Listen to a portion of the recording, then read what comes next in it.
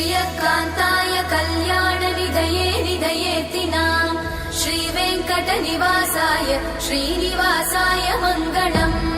लक्ष्मी सविभ्रमालोक सुभ्रूविभ्रमचक्षुषे चक्षुषे सर्वलोकानां वेङ्कटेशाय मङ्गलम् श्रीवेङ्कटाद्रिशृङ्गाग्रमङ्गलाभरणाङ्गये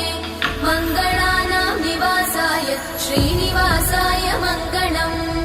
सर्वावयव सौन्दर्य सम्पदा सर्वचेतसां सदा सम्मोहनायास्तु वेङ्कटेशाय मङ्गलम् नित्याय निरवध्याय सत्यानन्दचिदात्मने सर्वान्तरात्मने श्रीमद् वेङ्कटेशाय मङ्गलम् स्वतः सर्वविदे सर्वशक्तये सर्वशेषिने सुलभाय सुशीलाय वेङ्कटेशाय मङ्गलम्।